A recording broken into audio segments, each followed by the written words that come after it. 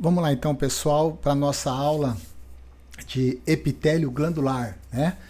Os epitélios glandulares, né, são constituídos por células especializadas na atividade de secreção, certo?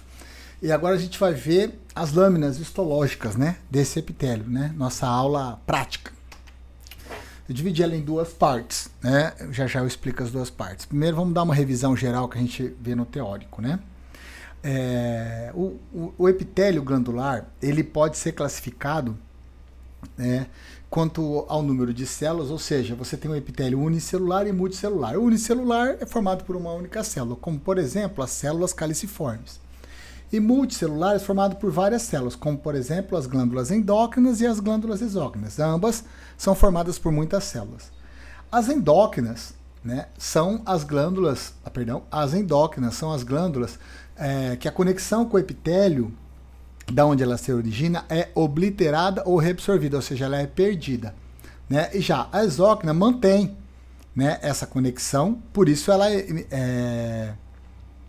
envia para o meio externo a sua secreção, né?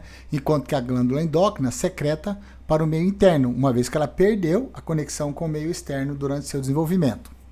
Esse é o conceito morfológico, né? O conceito fisiológico é que a glândula endócrina secreta para o meio interno e a glândula exócrina para o meio externo. O conceito morfológico é a manutenção ou perda da conexão entre a glândula e o meio externo, ok?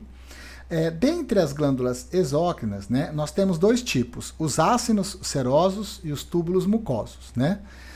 Os ácinos serosos têm uma parte secretora arredondada, como a gente vai ver, né? A região basal se cora muito bem com hematoxilina e a região apical se cora em rosa pela eosina, né? E os núcleos são esféricos, ou seja, os serosos ele fica com o citoplasma muito bem marcado, certo?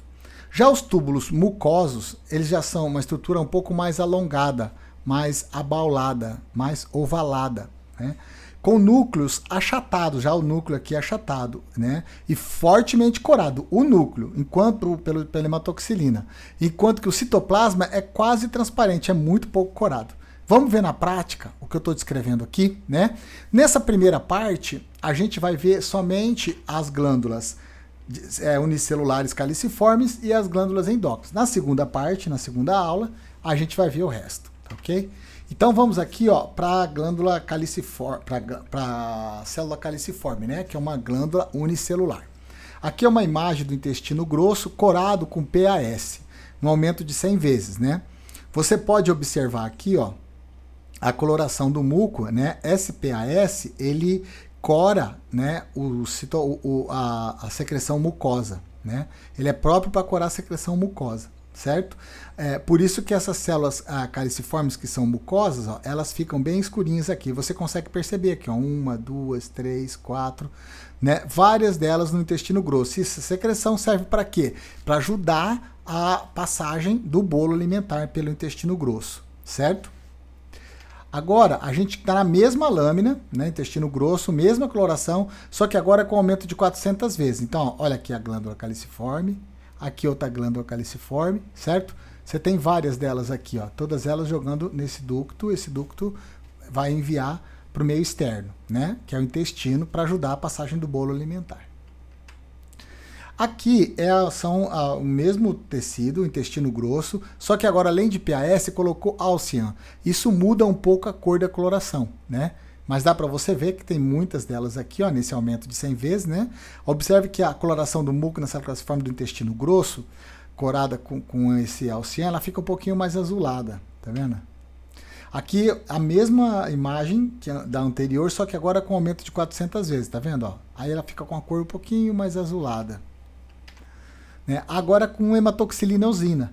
Olha só, na hematoxilina eosina, você não vê cor nenhuma, porque hematoxilina eosina não cora o muco, né? Sempre que você tiver secreção mucosa, né, a hematoxilina não cora o muco. Ele fica branco, fica transparente, tá vendo? São várias glândulas caliciformes aqui secretam nesse ducto. Esse ducto envia, né, para o meio externo do intestino grosso para ajudar a passagem do bolo alimentar, certo? Aqui a hematoxilina eosina é vista mais de perto, tá vendo? Dentro, onde tem o muco, ela não cora nada, ela fica branquinho.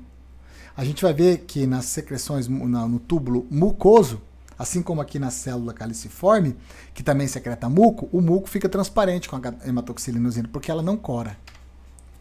Mas como ela cora tudo em volta, né, dá para você perceber o formato. Agora aqui a nossa glândula endócrina. A endócrina tem dois tipos, tem a cordonal e a folicular. Olha só, a cordonal é porque a glândula forma esses cordões, tá vendo? Um cordão aqui, outro cordão aqui, ao lado dos vasos sanguíneos. Ela secreta direto para o vaso sanguíneo, não tem um reservatório. Como aqui, ó, na folicular, você tem um reservatório, tá vendo? As duas são glândulas endócrinas. Só que essa é cordonal, formando um cordãozinho, secretando direto na corrente sanguínea, né? Enquanto que essa aqui forma um folículo, né? Como no caso aqui da tireoide. Então, aqui são as glândulas paratireoide, né? Dá para você perceber essa fileirinha aqui, outra fileirinha aqui, né? E vários, dá para você ver cordão aqui para tudo que é lado, ó. Cordão aqui, os vasos enovelados, tá vendo? E aqui a tireoide, né? Essa lâmina a gente já viu quando estudou epitélio cúbico simples, né? É a mesma lâmina.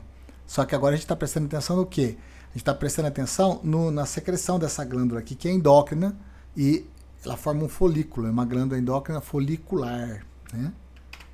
A tireoide. E de glândula, nessa aula, então, a gente viu as duas glândulas endócrinas e a caliciforme. A próxima, as glândulas exócrinas, tubular e a sinosa. Por enquanto é só isso aqui, pessoal.